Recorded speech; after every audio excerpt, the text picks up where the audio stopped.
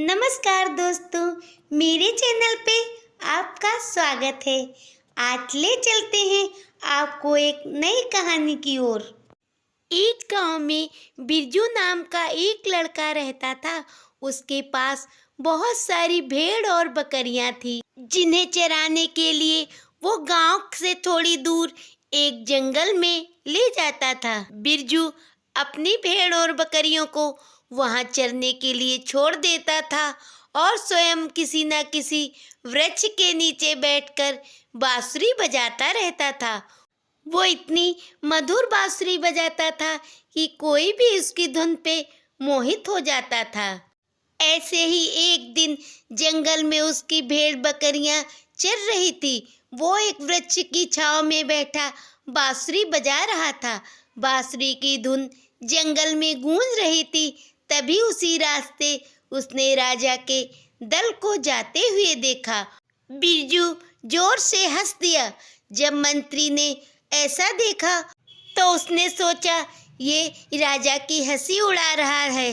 राजा का अपमान देख उसे बड़ा ही बुरा लगा। उसने तुरंत ही राजा से बिरजू की शिकायत की। राजा भी क्रोधित हुआ। उसने अपने सामने बिरजू को हाजिर करने को कहा। तुरंत ही सैनिक गए और बिरजू को पकड़कर राजा के सामने हाजिर कर दिया। राजा ने जब बिरजू से हंसने का कारण पूछा तो पहले तो वो कुछ नहीं बोला, परंतु बार बार पूछने पर उसने कहा, समय आने पर मैं इसका कारण अवश्य बताऊंगा। राजा बिरजू की इस बात पे क्रोधित हो गया। उसे अपने आदेश की अवहेलना लगी, इसीलिए उसने तुरंत ही बिरजू को जेल में बंद करने का आदेश दे दिया। कारागृह में रहने के कारण बिरजू अपनी बांसुरी नहीं बजा पाता था और बांसुरी की उसे बड़ी ही लत थी। इसीलिए एक दिन उसने सैनिक से महाराज को संदेश भिजवाया और प्रार्थना की, महाराज, बांसुरी बजाने का बहुत ही शौक है मुझे, अतः मुझे जेल में बांसुरी बजाने की इजाज़त दीजिए। राजा संगीत का बड़ा ही शौकीन था, इसलिए उसने बिरजू को सुरक्षा कर्मियों की उपस्थिति में 1 घंटे के लिए बांसुरी बजाने के लिए इजाज़त दे दी। उसने कहा, तुम सुरक्षा कर्मियों की उपस्थिति में कुछ देर के लिए जेल से बाहर जाओगे, परंतु तुम वहाँ भी कैदी के रूप में ही रहोगे। इस तरह रोज बिरजू सुरक्षा कर्मियों की उपस्थिति में बांसुरी बजाने लगा। राजा की एक बेटी थी जिसका नाम था कंचनलता। वो बहुत ही खूबसूरत थी और उसे गाने का बड़ा ही शौक था, परंतु एक बार वो राजा के साथ शिकार पे गई हुई थी। वहीं मार्ग दुर्घटना में उसके मस्तिष्क पर चोट लग गई थी, जिससे उसकी याददाश्त जाती रही थी। अब वह किसी से कोई बात नहीं करती थी, अपने कक्ष में चुपचाप उदास पड़ी रहती थी। राजा ने उसकी याददाश्त लौटाने के लिए बहुत ही प्रयास किया। दूर दूर से वैद्य हकीम बुलाए गए, साधु सन्यासी से भी व्रत उपवास और यज्ञ करवाए गए, परंतु कोई भी नतीजा न निकला। राजकुमारी वैसे ही उदास रहती थी, ना ढंग से खाती पीती थी और ना ही किसी से बात करती थी। मुस्कुराना तो जैसे वो भूल ही गई थी। राजकुमारी के कक्ष की खिड़की उसी दिशा में खुलती थी जहाँ पर बिरजू बांसुरी बजाने जाता था, इसलिए अक्सर बांसुरी की मधुर धुन राजकुमारी के कानों तक जाती रहती थी। उसकी बांसुरी के धुन में न जाने कैसा जादू था। राजकुमारी रोज खिड़की के पास खड़ी होकर उसकी धुन सुनती रहती थी। धीरे धीरे उसके अंदर एक सकारात्मक प्रभाव पड़ने लगा था। राजकुमारी अब पहले की तरह उतनी गुमसुम नहीं रहती थी। वो कभी कभी मुस्कुरा देती थी और कभी कुछ गुनगुनाने का प्रयत्न भी करती थी। राजा रानी इस बदलाव को महसूस तो कर रहे थे, परंतु वो इसका कारण नहीं समझ पा रहे थे। एक दिन महारानी राजकुमारी के कक्ष में आई और उसने देखा राजकुमारी खिड़की पे खड़े होकर बांसुरी की धुन पे कुछ गुनगुना रही है। और जैसे ही 1 घंटा पूरा हुआ और बिरजू ने बांसुरी बंद की, वो आकर अपने बिस्तर पे बैठ गई। अगले दिन भी महारानी उसी समय राजकुमारी के कक्ष में गई। उस समय भी राजकुमारी बांसुरी की धुन सुन रही थी। उसके चेहरे पर प्रसन्नता साफ झलक रही थी। इस बार रानी राजकुमारी के सामने नहीं आई, बल्कि पर्दे की ओर से सब देखती सुनती रही।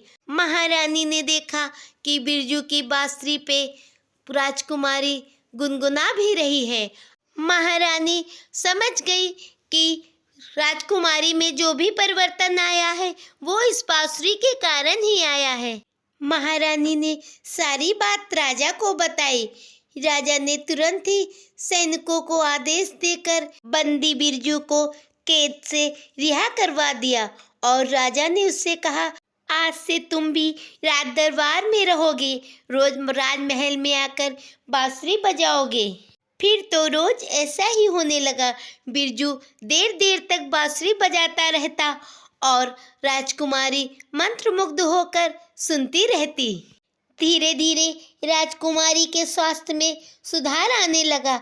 अब वह अपने परिवार वालों के साथ बातें भी करने लगी थी और कुछ दिन बीतते बीतते राजकुमारी पुनः गायन करने लगी। अब तो बिरजू की बांसुरी पे राजकुमारी गायन करती। राजा रानी जो अपनी पुत्री की तरफ से पूर्णतया निराश हो चुके थे, वो बहुत ही प्रसन्न हो गए। उन्हें अपनी बेटी उसी रूप में पुनः मिल गई थी। एक दिन रानी ने राजा से कहा, देखिए, हमारी बेटी बिरजू की बांसुरी की वजह से ही सही हुई है। बिरजू वैसे भी बड़ा ही सुशील और मेहनती लड़का लगता है। क्यों ना हम अपनी पुत्री का विवाह इसी के साथ कर दें। हमारा अपना कोई पुत्र है भी नहीं। इस तरह वो हमारे राज्य का उत्तराधिकारी भी बन जाएगा। राजा ने कुछ सोचते हुए कहा, देखिए महारानी, इस तरह से बांसुरी बजाना अपने आप में एक संगीत कला है, परंतु राज चलाने के लिए बुद्धि एवं चातुर्य की आवश्यकता होती है। बिना इन गुणों के राज्य नहीं चल सकता है। राजा के इस जवाब पे रानी कुछ भी ना बोल सकी।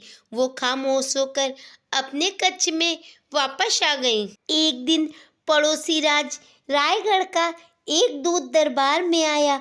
महाराज, मेरे राजा ने आपके लिए 2 सवाल भेजे हैं। यदि आपके राज्य में किसी ने 2 बौद्धिक सवालों का जवाब दे दिया, तब राजा पुरस्कार रूप में अपनी मित्रता और बहुत सारा धन भी उपहार में देगा। परंतु यदि आप ऐसा ना कर सके तो आपको मेरे राजा की अधीनता स्वीकार करनी होगी। यदि आप अधीनता स्वीकार नहीं करेंगे तो आप युद्ध के लिए तैयार हो जाएं। राजा वीरभद्र बहुत ही शांतिप्रिय राजा था। उसके पास जितना राज्य था वो उसी में संतोषपूर्वक राज्य करता था। उसके बाद दूत एक चांदी का टुकड़ा दिखाकर बोला, बताओ हम कहाँ पर हैं और तुम कहाँ पर। इसके पश्चात उसने अपने साथ लाए हुए 2 घोड़ों को राज दरबार में पेश किया और कहा, यह दोनों घोड़े बिल्कुल एक जैसे हैं। उन घोड़ों का न सिर्फ रंग रूप बल्कि कदकाठी बिल्कुल एक जैसी है। बताइए, इनमें कौन पिता है और कौन बच्चा। राजा ने अपने दरबार के सभी विद्वानों को बुलाया, परंतु कोई भी इन प्रश्नों का जवाब नहीं दे सका। राजा बड़ा ही चिंतित हुआ। तभी बिरजू ने पास आकर कहा, महाराज, अगर आज्ञा हो तो मैं इन सवालों का जवाब बता सकता हूँ। बिरजू के बात पे राजा को बड़ा ही आश्चर्य हुआ। उसने सोचा, जब दरबार के एक से एक विद्वान इन प्रश्नों का उत्तर नहीं दे सका तो भला ये चरवाहा इन प्रश्नों का उत्तर कैसे देगा। परंतु राजा के पास इसके अतिरिक्त और कोई चारा भी तो नहीं था। आखिर पराजित तो होना ही था, क्यों ना एक प्रयास कर ही लिया जाए। ये सोच राजा ने बिरजू को आज्ञा दे दी। बिरजू पास में आया और चांदी का टुकड़ा उठाकर ध्यान से देखने लगा। अचानक उसे अपने दादाजी की कही एक बात याद हो आई। उसके दादाजी, जो कि राज्य के पहरेदार रूप में कार्यरत थे, वो अक्सर बिरजू को किस्से सुनाते हुए कहा करते थे, अगर हम अपने राज्य का पूरा चक्कर लगाते हैं तो मुझे ऐसा प्रतीत होता है जैसे हमारा राज्य बिल्कुल आंधे चांद जैसा है, और सच में वो वैसा ही शांत और शीतल है, कभी किसी से बैर भाव नहीं रखता है। और हमारा पड़ोसी राज्य रायगढ़ एकदम नारियल की तरह कठोर है। चांदी के उस टुकड़े पे तरह तरह की नक्काशी सी प्रतीत होती थी। उसी में चांद और नारियल जैसी आकृति भी थी। इसलिए बिरजू ने तुरंत ही कहा, महाराज, ये चांदी के टुकड़ा हमारे और पड़ोसी राज्य के नक्शे के रूप में है। इसमें सबसे ऊपर जो आधा चांद जैसा दिख रहा है, ये हमारा राज्य है, और नीचे देखो ना, कुछ कुछ नाशपाती का आकार लिए हुए जो आकृति है, वो पड़ोसी राज्य रायगढ़ का नक्शा है। बिरजू की इस बात पे पड़ोसी राज्य का दूत सहमत हो गया। उसने कहा, अवश्य महाराज, मेरे पहले प्रश्न का यही उत्तर है। भले ही बिरजू एक चरवाहा था, मगर उसे इधर उधर का ज्ञान बहुत सारा था। इसलिए उसने तुरंत ही दूत से कहा, ये दोनों घोड़े एक साथ मैदान में छोड़ दिए जाएं। जो घोड़ा आगे आगे दौड़कर चले, थोड़ी देर बाद पीछे वाले का इंतजार करे, वह बच्चा है, और दूसरा वाला घोड़ा उसका पिता है। दूत को अब अपने दोनों सवालों का जवाब सही से मिल गया था, इसीलिए वो अपने राज्य वापस लौट गया। राजा बिरजू की बुद्धिमत्ता पे बड़े ही प्रसन्न हुए। कुछ ही दिनों बाद राजकुमारी और बिरजू का विवाह हो गया। राजा ने उसे अपना उत्तराधिकारी भी घोषित कर दिया। एक दिन बिरजू ने महाराज से कहा, महाराज, आपको वो दिन याद है जब आप सैनिक दल के साथ जंगल की ओर जा रहे थे और मैं हंसा था? आप लोगों के बहुत पूछने पर मैंने यही कहा था, समय आने पर बताऊंगा। तो आज सुनिए, उस दिन जब आप जा रहे थे तो मेरे मन में ख्याल आया, देखो राजा कितना महान होता है, कितने ठाट बाट के साथ रहता है, उसे तो बड़ा ही ऐशो आराम है। काश मैं भी राजा होता। अगले ही पल मेरे मन में विचार आया, मैं राजा की पुत्री से विवाह कर लूँगा और मैं राजा बन जाऊँगा। अगले ही पल मैंने सोचा, मुझ जैसा चरवाहा भला ऐसा कैसे कर सकेगा? देखो ना, मेरी कल्पना कितनी मूर्खता भरी है, और इसीलिए अपने आप पर ही मुझे हंसी आ गई थी। कभी अपनी उस कल्पना पे मैं हंसा था, परंतु आज वो सचमुच में साकार हो गई है।